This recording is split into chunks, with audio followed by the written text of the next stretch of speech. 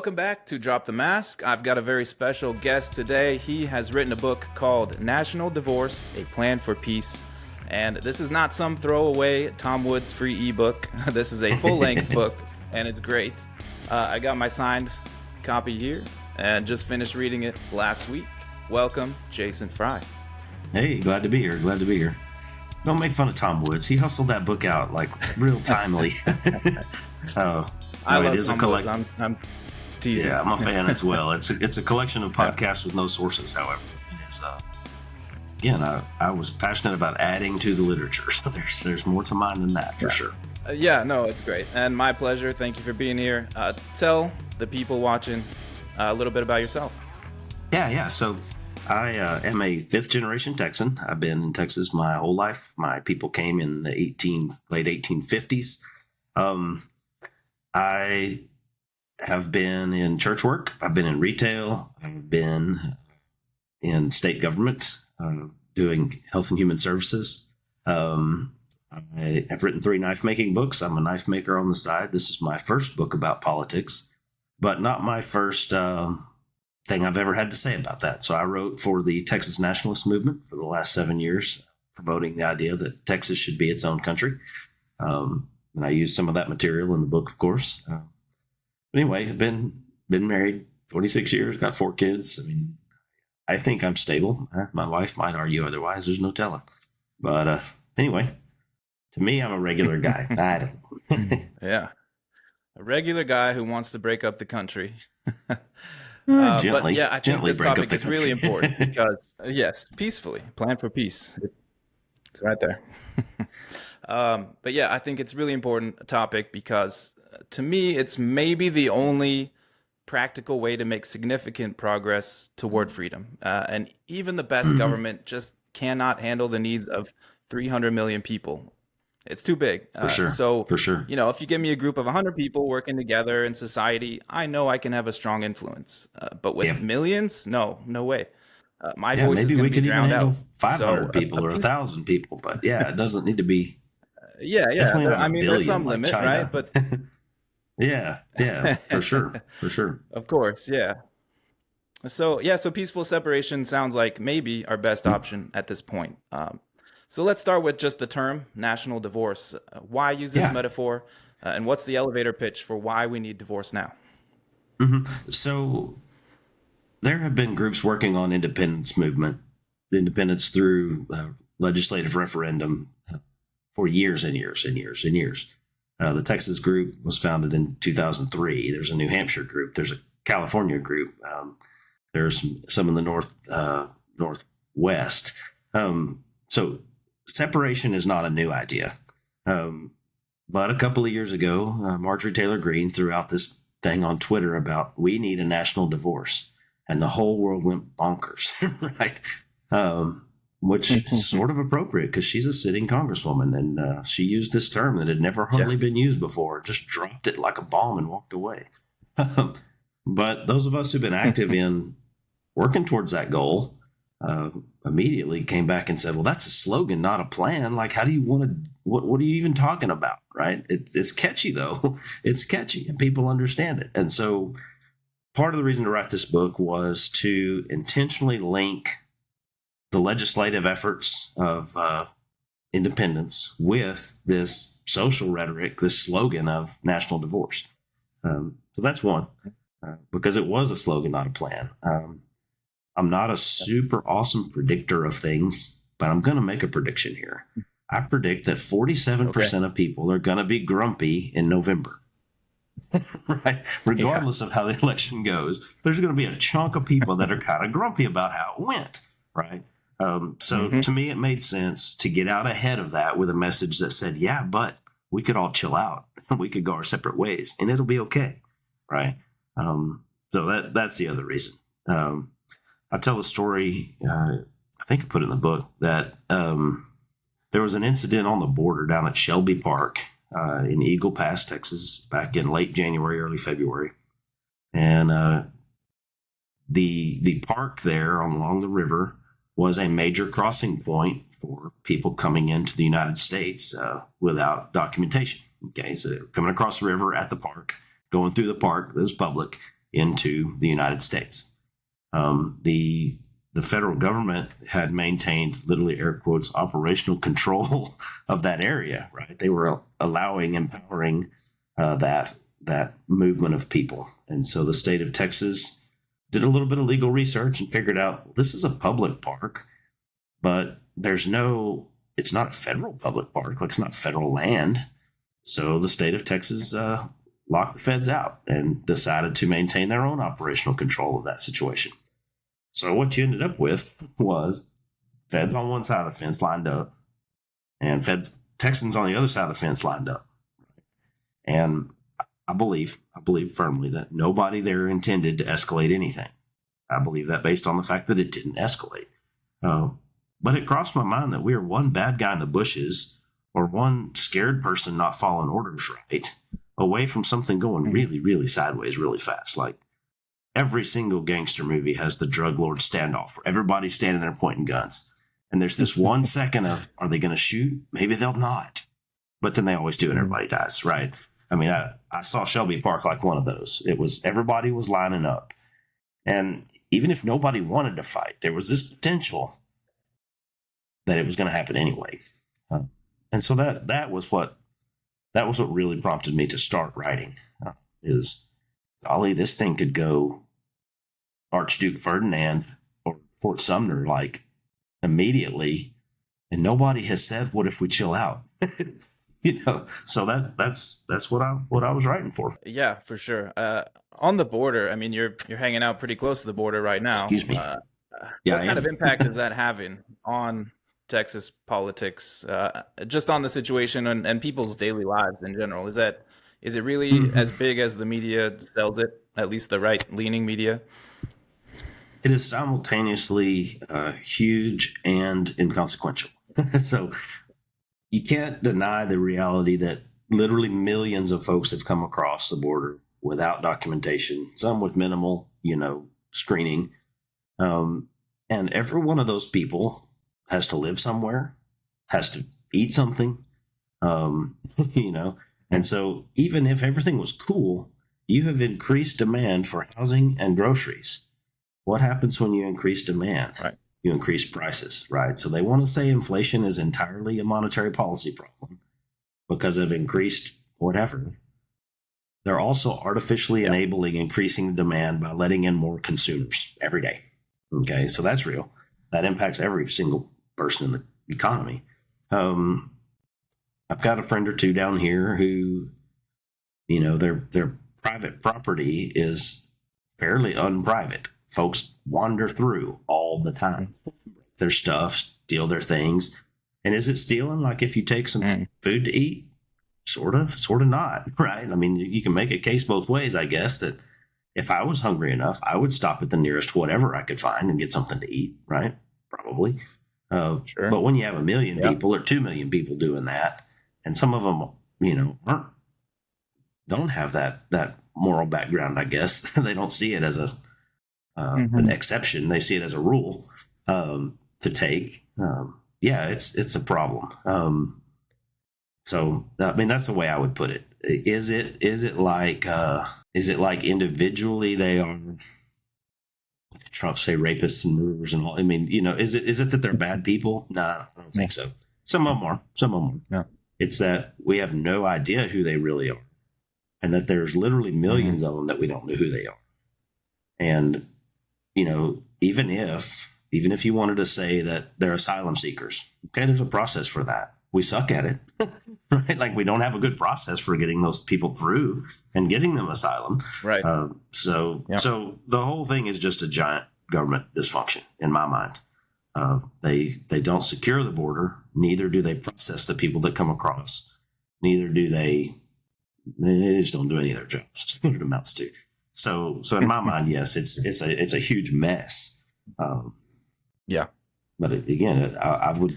You can tell I'm not going to pick on either side's positions. They're not doing their job either way. Yeah, right. Yeah, they don't seem to care. The feds don't seem to worry about it. It's not an issue. But anyway, back to the metaphor. You referenced Bob Murphy in the book, who's made the point that divorce implies that at some point we had a national marriage. And I think you both agreed that there was never such a marriage. And Right. So certainly, that's if you a go back and look at the writings, the history of the time of the founding, there was no. It was always meant to be kind of a loose affiliation mhm, of different mhm. states, right?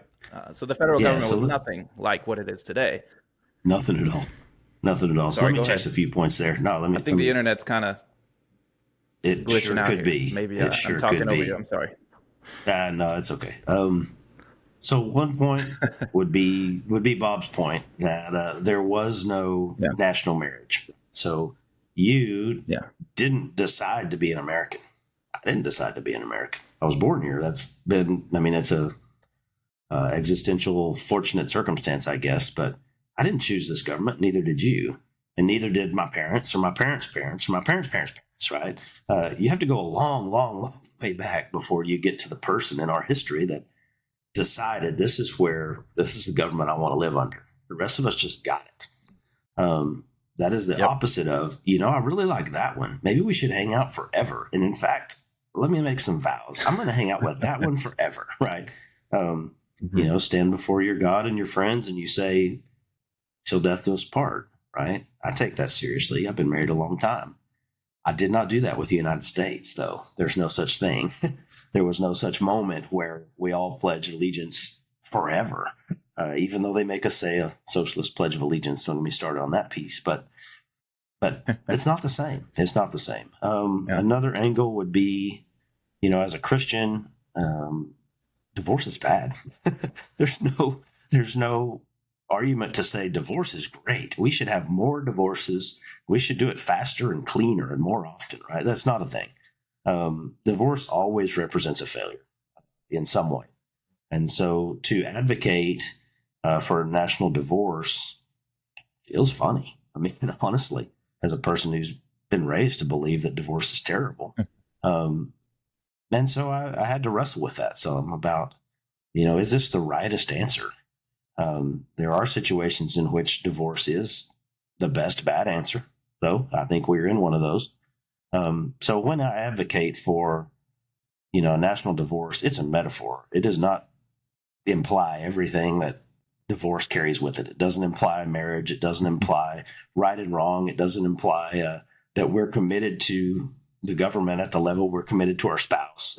Right? A lot of those things don't carry in this metaphor. So let's just put it that way. Again, I have that baggage a little bit, but for me to say national divorce, all I really mean is we've reached a point where you and me, whoever you are, aren't getting along and we're not helping each other. And there doesn't seem much hope for the relationship. So maybe, just maybe, the best thing we can do is go our separate ways. That's as far as the metaphor goes. And in a divorce Yeah. For situation, me, it's nobody kills anybody when you get divorced, right? I mean, if the right. society understands Well, what divorce means, it's a lot of times it's nasty and terrible, right? But typically, it mhm. doesn't include murder, right? Uh, and so I've chosen that as the metaphor for this book, right? I'm not saying we should all just get along and separate. We already don't get along. The odds that it would go all perfectly smooth, maybe. But we should come to the table and negotiate what a split would look like. That's what I'm advocating for. Yeah, I totally agree. I think the analogy works well because it may not be a marriage we agreed to, but it's kind of like an arranged marriage that happened 15 generations ago or something. But Or common law where we've on just the been in it a topic of, long time. yeah, right. On the Anyway, topic go of ahead. splitting up, Mm-hmm. divorces get nasty. The last time this happened They in the do. United States, an entire war started. So, Mm-hmm. Mm-hmm. how do we avoid that? Why did that happen? Okay. Couple of reasons. You asked me about the Abe Lincoln thing. I put in there Yeah. that it's a joke entirely, but I say that if I had a dog, I would train him to piss on statues of Abe Lincoln. Right. Um, Yeah. Abe Lincoln, more than anybody else in that whole circumstance, had the opportunity to not choose violence. Okay, Hmm. but he did. That's why I find fault with him.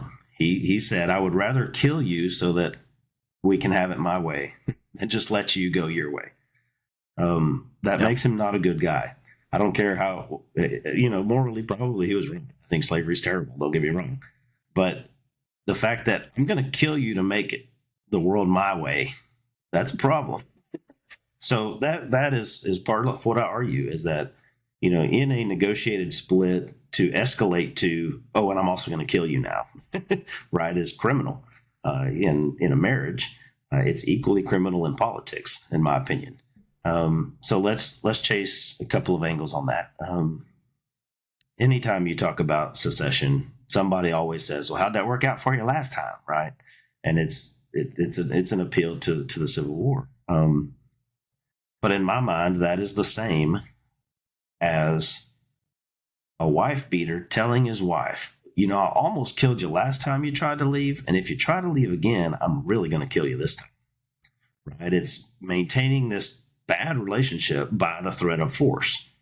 And it's an appeal to previous use of force and a threat of force, right? So if that is the answer that the government gives is, I'm going to kill you again, that only proves how terrible the relationship is, right? Nobody would say that, some wife is obligated to stay in that scenario because of the threat of violence. But they would say that politically. That makes no sense. So I don't mind when they make that argument because it's shallow. It doesn't respect reality, in my mind. So another angle on that would be, let's see. So Iraq invaded Kuwait in 92. I was young, right? And they rolled in tanks and they said, "This one is mine now." And the world said, "No, it's not. You can't do that." And so we had the first Gulf War. Right now, we have the Ukraine conflict where Russia said, "Here's some tanks and bombs. This one is mine now," right? And Ukraine started fighting back, and the world did not tolerate that intrusiveness. I strongly suspect, I believe firmly, that if Texas decided, I'll use Texas examples, if Texas decided Fort Hood, our major military base, all the stuff in there belongs to us, and we're going to put our guys around it and take it over. Oh, and also we're going to block off all the highways out of the United States and screen whoever comes in, right? So this territory now is mine. That's a military action. What have we learned from history? The world doesn't tolerate that very good. If we secede, if we separate through claiming territory and some military force, that is the equivalent of changing the locks on the door with no notice, right? Not going to go good. If we, however, do this little thing called voting, right? If we follow our legislative process and the legislature says, "Hey, let's vote on Tuesday." And so we vote on Tuesday and the people by majority say, we're kind of out. And we send our representatives up to say, the majority of my people, they want to be out. So can we make a deal? There is nothing about that requires tanks or bombs, right? We're not claiming territory. We're not doing military action. We're voting. And we voted those guys in there, so to get force as a reaction to the same power that empowered the force guys. I mean, how backwards is that?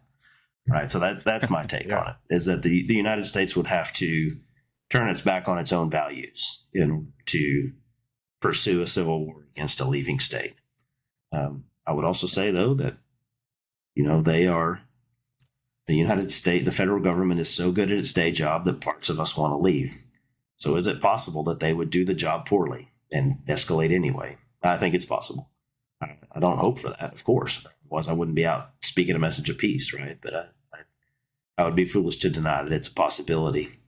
But again, that's not the goal. That's why it says peace on the cover. Yeah, I think the United States turning its back on its values happens all the time. So I wouldn't be surprised It does. if they did that. But let's say this would come up in the next 4 years. Do you have any sense which presidential candidate currently in the running would be less likely to retaliate with violence? It's hard to tell. So my usual take on that is it doesn't matter which jersey the bus driver is wearing if he's driving you off a cliff either way. Yeah.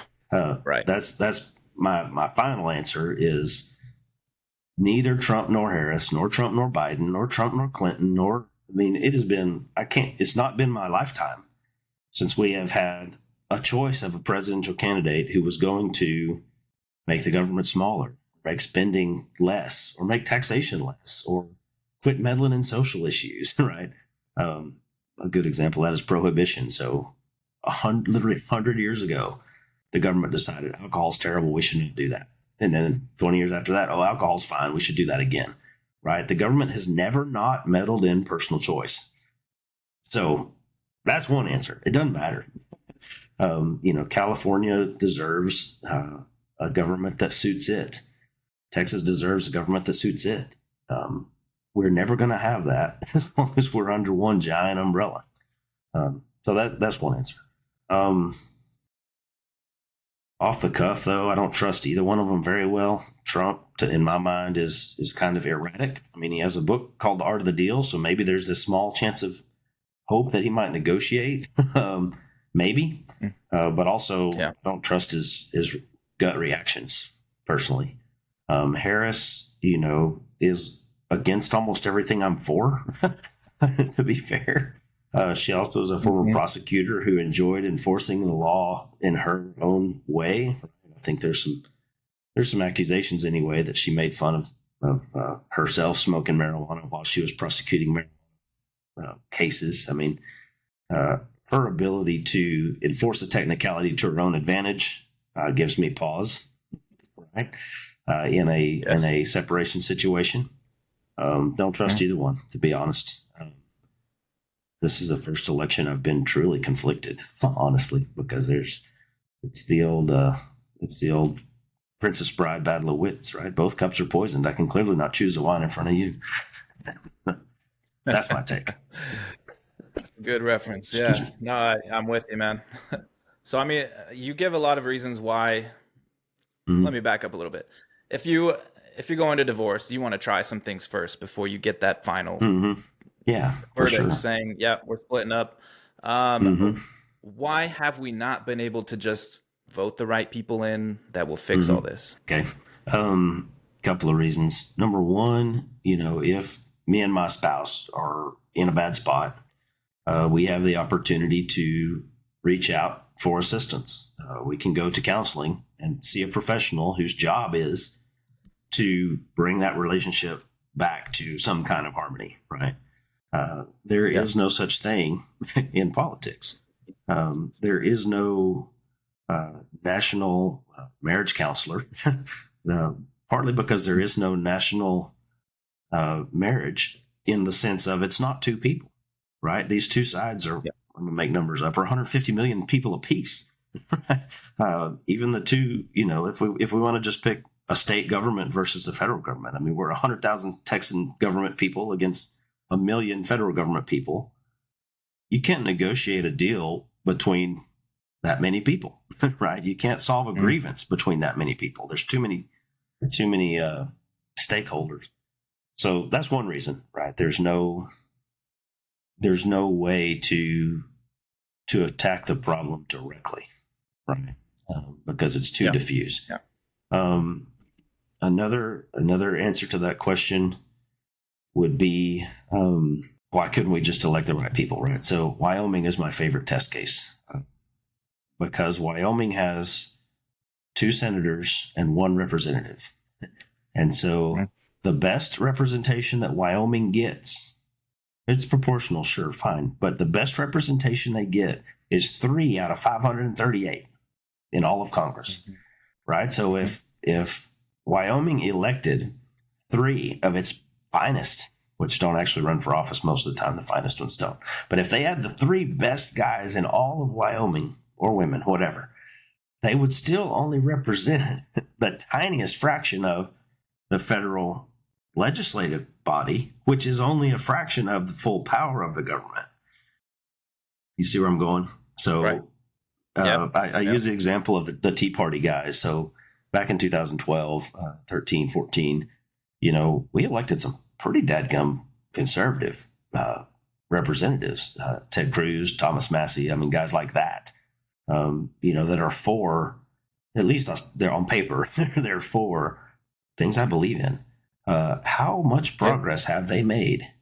Is the United States government small? Is the spending less? Is the taxation less? Is the intrusiveness less? No. And that was with a dozen solid candidates, right? So Hmm.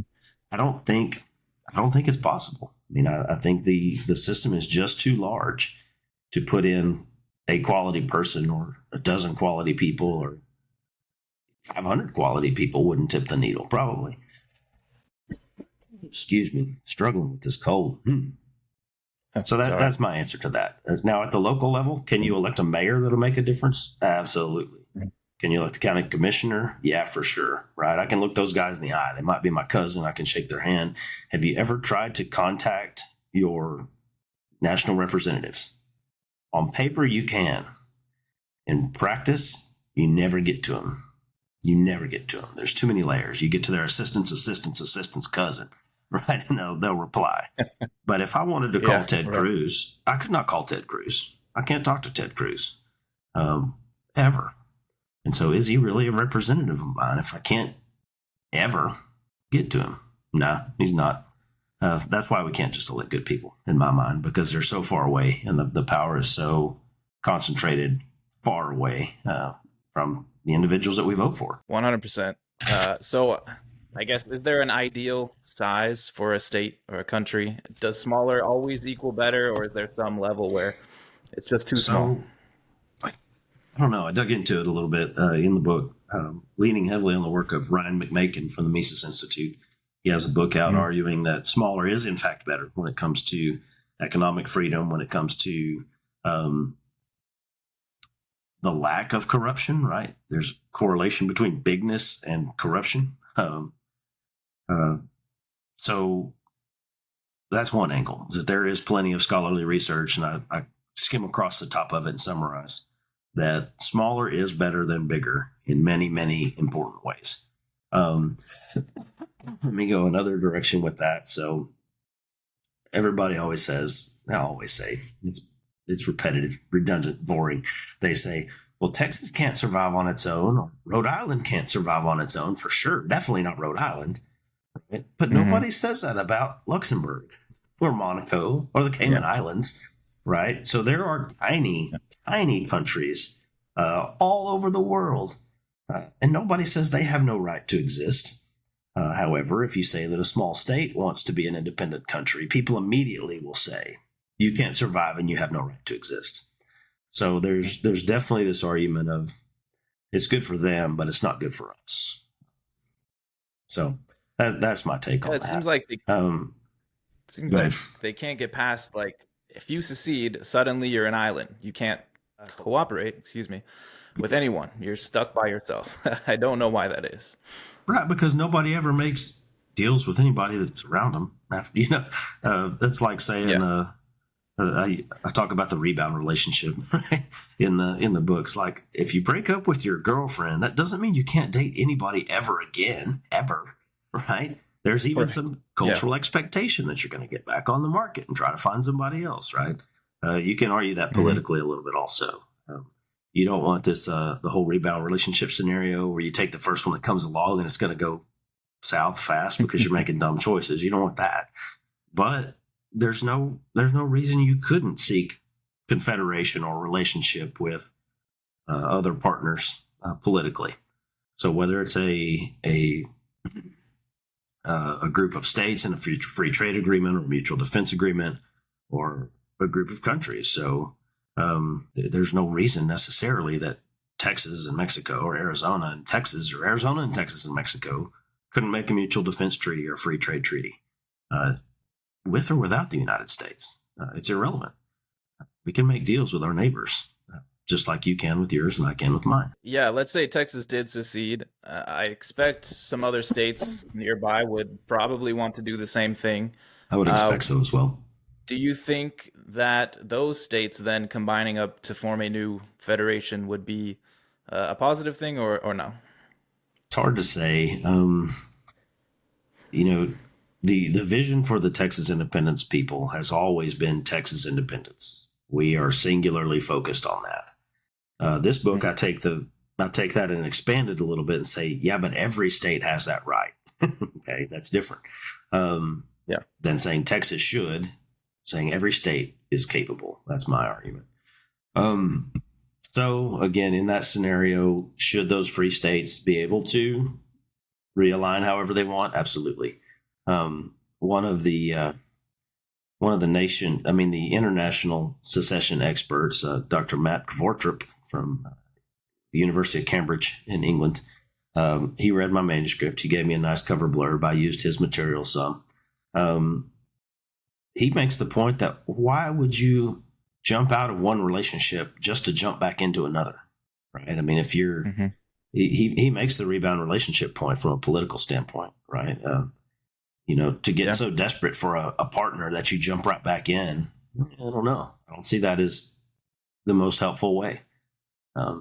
Personally, would, let's just say, New Hampshire and Vermont and Maine and Delaware and Massachusetts all somehow became a country, would smaller places geographically close to each other, would they benefit from confederation? Probably.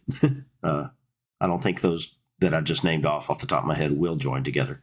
But Texas, on the other hand, or Arizona or California, Texas is huge in its own right. I mean, we're about the 9th or 10th largest economy in the world by ourselves. Sure, a lot of that trade is with the United States, but we still have all the resources that we still have. Right now, our gross domestic production isn't going to disappear just because we have a little bit of a spat with our primary trading partner. We'll have to figure it out, but somebody's going to want our stuff, right?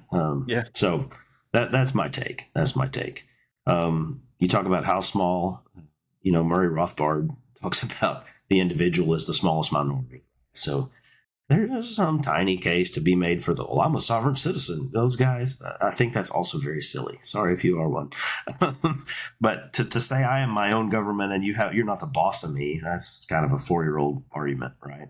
There is some benefit in working together, in pooling our resources voluntarily. They say it takes a village, but a village is made up of people who have chosen to live together. It is not coercive to have a village. So, as you get bigger, you gain some benefits. But there's a point at which the benefits, are outweighed by the downside. We're well past that point with the full size United States, personally. But I'm not saying necessarily that every hamlet or every 1,000-person city ought to be its own jurisdiction. I wouldn't go that far. Yeah, agreed. What about Texas versus white? This is another thing on top of the Civil War where people will cite if you talk about secession, saying, well, the Supreme Court already decided it's over. You cannot secede. It's illegal. Yeah. So what's wrong with that? So the first thing, if you Google, can my state secede? The first thing that will pop up is no, because of Texas versus white. Okay. So let's just make the assumption maybe that nobody has any vested interest in the machine spitting out that answer. Maybe. Let's just say. What Google's is Texas versus white? Yeah, totally. Yeah. What is Texas versus white? So I've actually read the case. I've done some research on this stuff, and you should too, because the case was about money. And the question was, did the winners get to keep the money, or did the losers spend all the money? Right. So the state of Texas had some obligations, some bonds. They sold those bonds to finance the war. They lost the war, but then the feds wanted the money back. They wanted the money back from the bonds. And so that's one key point. It was about money to begin with. Next key point is, who decided that case? So I believe at the time there were 7 justices on the court, and 5 of them were appointed by our friend Abraham Lincoln. Okay, so 5 years after a terrible war that killed a third of the male population, judges that was started by Abe Lincoln. Yeah, judges appointed by the winners said the losers had no right to leave in the first place. Yep. No surprise there. They had no other choice culturally, socially, politically. There's no way in the world that the winners of the war could say, oh, yeah, you can keep the money and you were totally right. We still kicked your ass, but you were totally right. Like, they're never going to say that. Right. And so it was a case about money. The part about secession is true. It does say the states had no right to secede. I mean, you can't argue it doesn't say that. but it's a political statement added on top of this case about money. So that's one answer, is that the whole thing falls apart with the tiniest little bit of logic. The next piece about that case is that they make the argument that the Union was designed to be perpetual, but they base it on the Articles of Confederation. And Jacobson v. Mass in, I think, 1906, it was Jacobson versus Massachusetts. The same Supreme Court decided that the Articles of Confederation were no longer in force after the ratification of the Constitution. So there is a case that says the stuff they made that other case on doesn't count. Next, we have seen, in the last decade, we've seen the Supreme Court reverse its precedents. Right? Roe v. Wade is the classic one. Abortion is a right. Oh no, wait, we're going to kick it back to the states and let them decide. Right? Again, I mentioned prohibition earlier. That was a constitutional law question. My other personal favorite is Buck versus Bell. You probably don't know that one. So that is a Supreme Court precedent that has not been overturned, has not ever been challenged. And the court decided, I think it's 1913, they decided that the government has the right to sterilize people that they decide are feeble-minded. Okay, so can they... So back then, the argument was that the government has the right to sterilize people with disabilities. Nobody in their right mind will argue that right now, as this should be this way. But it's still the law of the land decided by the Supreme Court. So bring all those things up to say, if your state, my state, would like to try to peacefully leave the Union, you don't care what the Supreme Court said 150 years ago after a war, right? The winners don't get to necessarily write the precedent forever. It goes back to that same argument about I tried to kill you last time. I'm really going to kill you this time. I'm not going to ask. We're just going to do it. So to me, aside from the fact that you can poke holes in the argument of Texas versus White, it's also irrelevant because I'm not going to ask the Supreme Court of some other country if I can go now, right? That's my take. That's my take on that. Okay, so what would be the significance of taking the legal route? So if we want to do a referendum, do a vote, why go through that whole shebang and not just say, screw you guys, we're going home, we're leaving. We don't care what you say. It goes back to me to that argument I made earlier about what starts war. Firmly believe that you don't have war if nobody shoots at each other. That somebody has to decide, we're going to go guns. We're going to go bombs this time. And if you go through a legislative process, so I work hard to elect representatives who represent my values, and they work the process to get a majority in the legislature so that we put a bill forward. And in that bill, we say we're going to vote, and then we vote. And then the vote empowers a committee whose only job is to go upstairs and say, boss, we're out. Let's make a deal. Tell me which part of that involves guns and tanks. So far, none. So far, none, right? We are following the socially approved, established process for making political decisions. And so, I argue that secession by itself is not an act of war. It's not an act of violence. You have to become violent to expect violence in return. That's why I hate Abe Lincoln, by the way.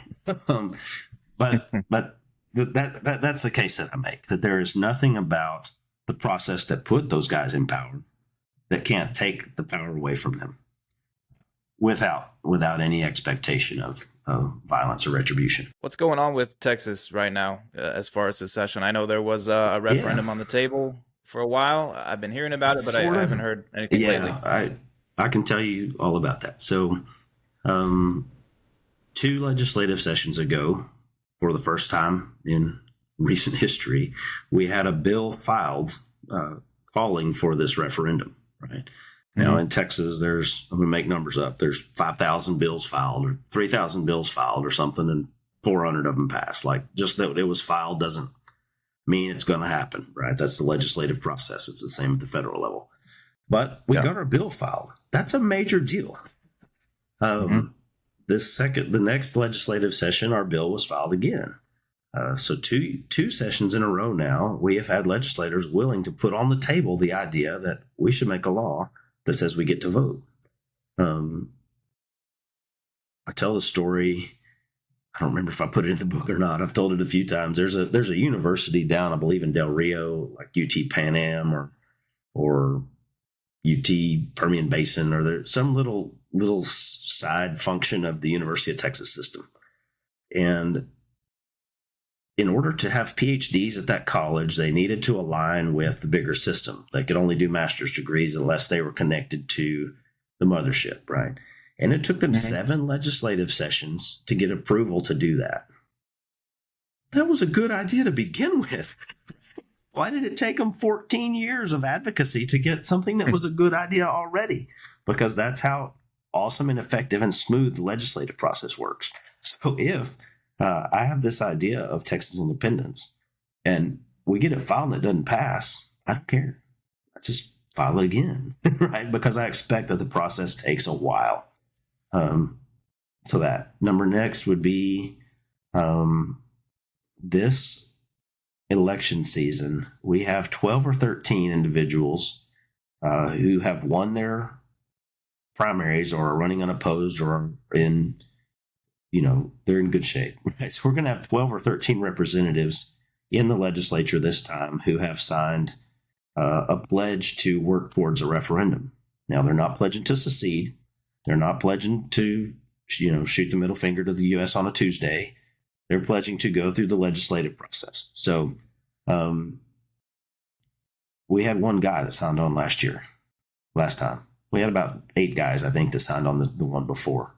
But we've got 12 or 13 folks coming into the current legislative session that are on our side on this issue. So I'm fully confident. I expect that it will be filed again. I don't know if it'll go anywhere or not, but it'll be filed again, and then it'll be filed again, and then we're going to get some more, and it'll be filed again until we reach the critical mass to do it the peaceful legislative way. You ask about was there going to be a referendum?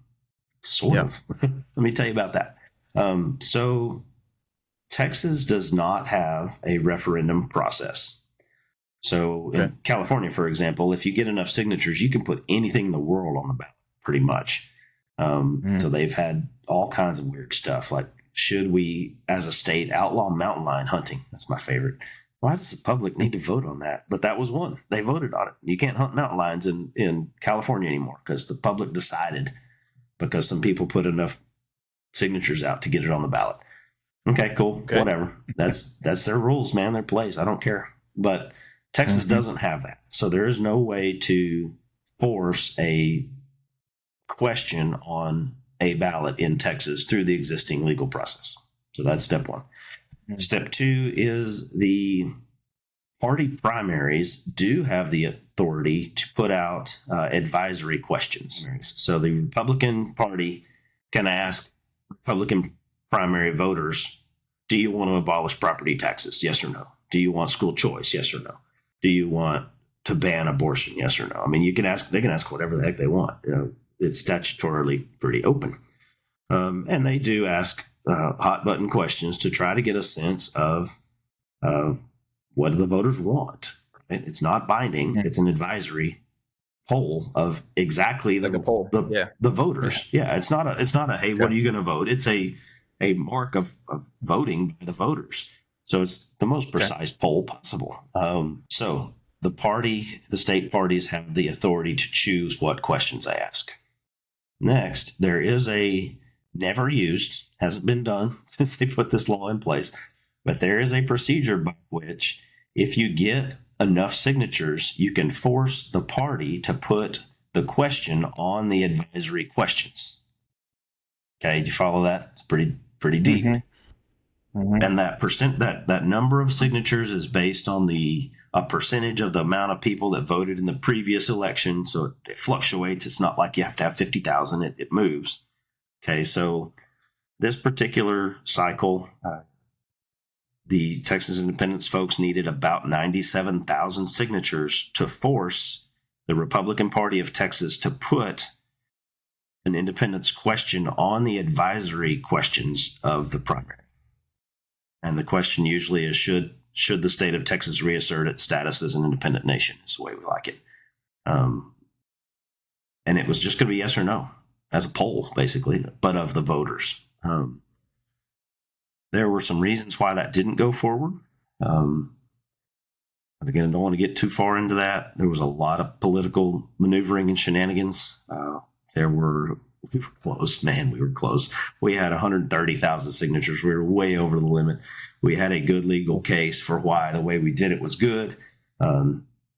We were not going to win that, I don't think, the way the courts were adjudicating other similar cases. So we quit spending money on lawyers and stopped pushing that issue. We had enough people in the room to put it to a vote and got close just on a vote of the committee. I mean, of the state Republican executive committee. We didn't quite win that one. Then there's an option for the party chairperson to decide. That guy, decent fella, I think, but he's a lawyer by his day job. He took the technicality and used it to his advantage. He could have stuck his neck out. We had the case and we had the numbers, but he just didn't want to do it. So, in the end of the day, that question did not end up on the ballot. So that, again, that is all true to the best of my understanding. I've talked to primary sources. All those people are my friends, right? Sort of.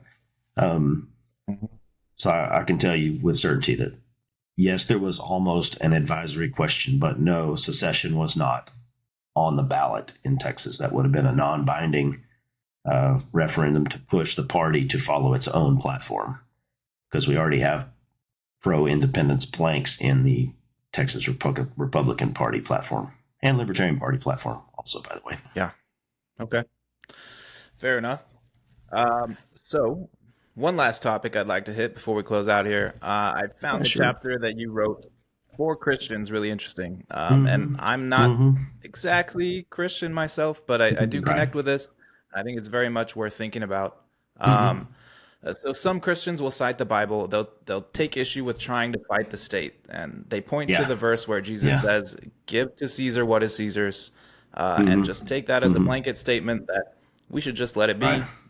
This is instituted by God. We should pay our taxes and just go along, and they'll get their justice later in the next life. So that is not an irrational position.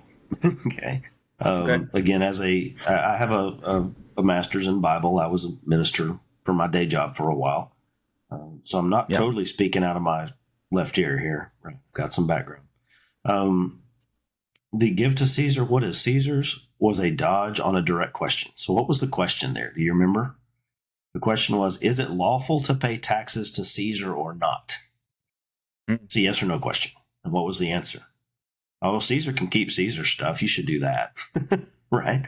So what is Caesar's? In that particular case, he said, whose picture's on that money? Oh, it's Caesar's. All right, he can have that. Right?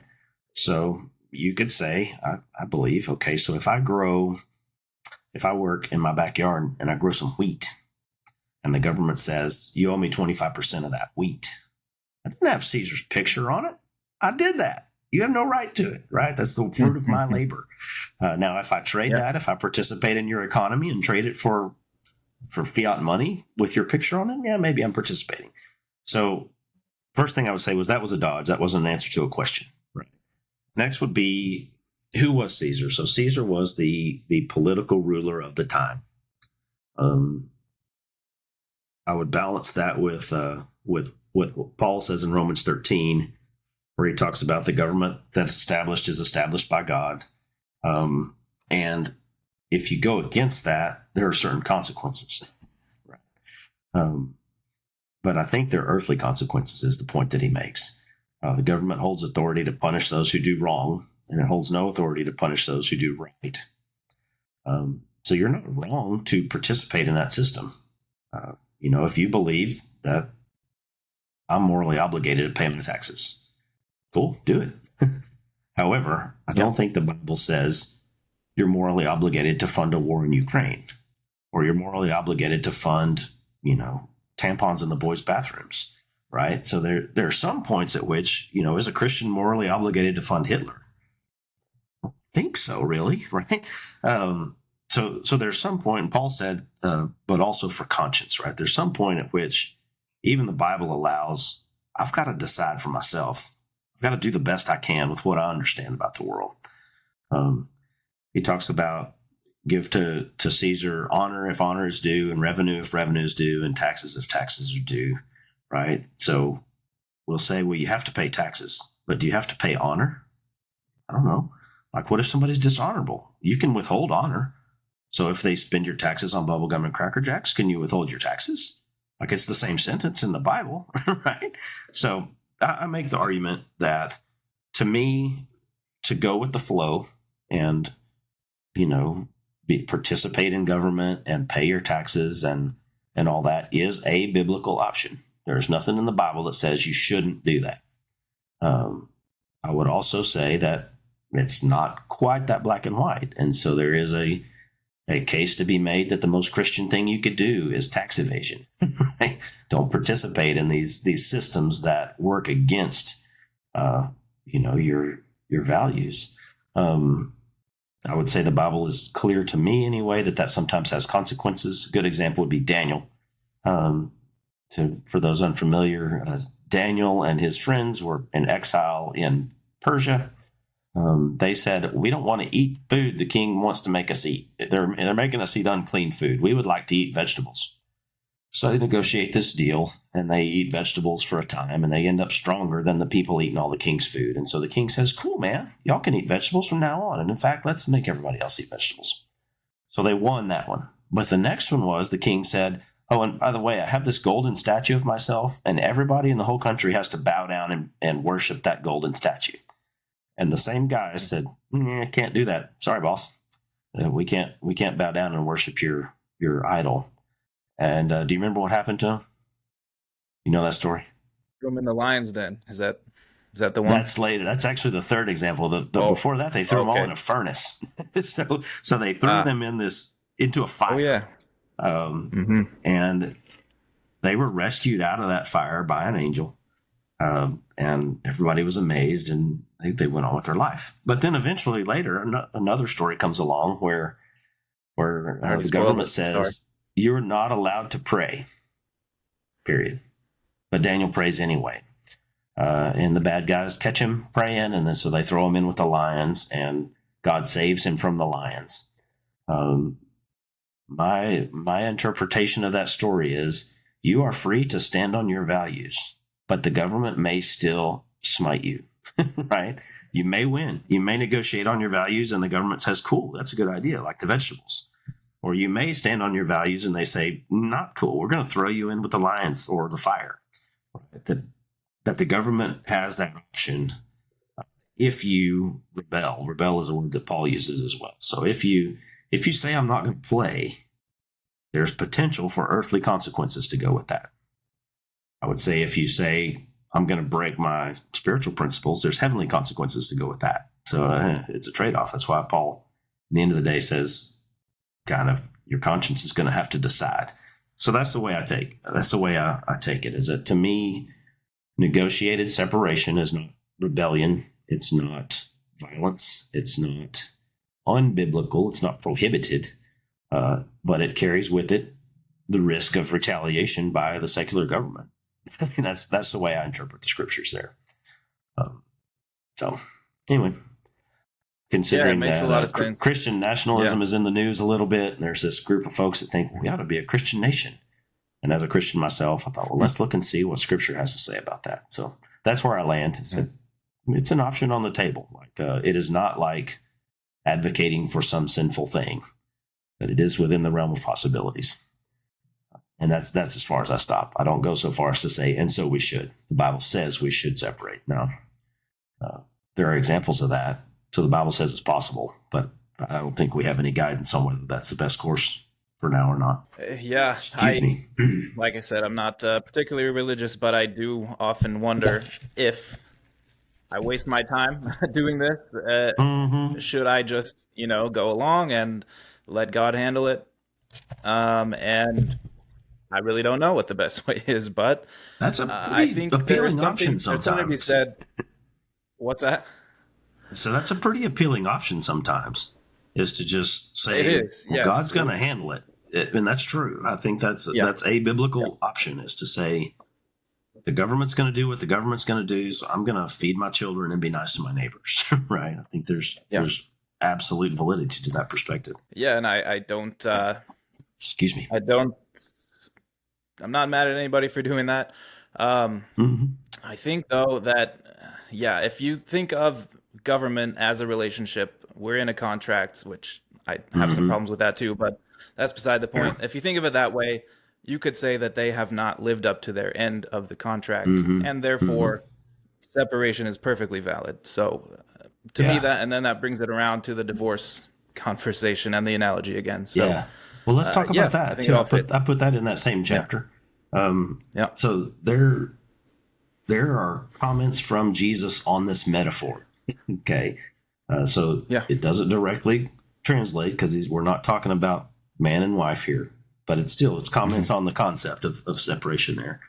And it's a fun little story. The disciples come in and say, hey, can we divorce our women like for any reason we want?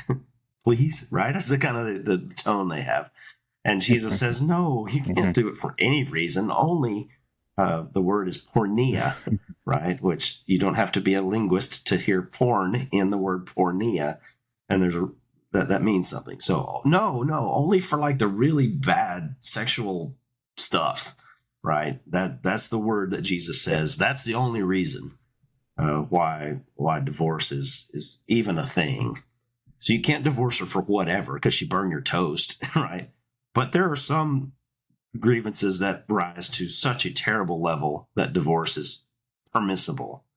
So again, I say there are some of us, I think that if there was a contract, they've broken it. If there was a marriage, they're definitely unfaithful to it.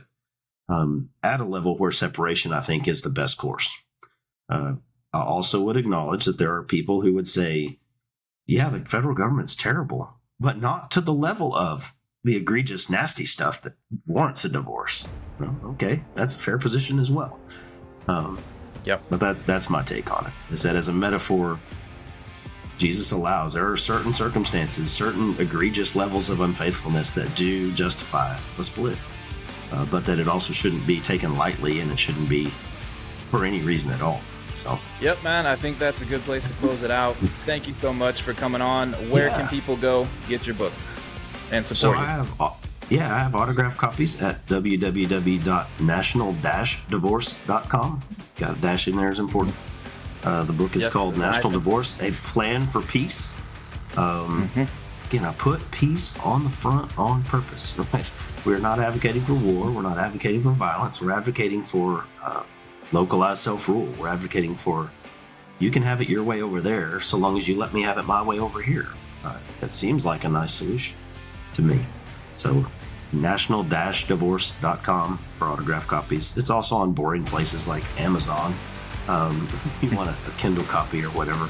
As soon as I get over this James Earl Jones deep voice thing, I'm going to finish recording my audiobook. I'm not in a good mood to do that today. But that is on the list. I've recorded a few chapters. As soon as my voice comes back, I'll work on that. So that's where it's at. Great, man. Yes. Go to national-divorce.com. Go pick it up. It's really good. I read the whole thing. It took me a couple of days to get through it, but I read nonstop. So it's a substantial book. Good stuff in there. Go pick it up. Thank you, Jason, for coming on. Nice to meet you. Thank you. Sure appreciate it. Appreciate the opportunity. You're welcome.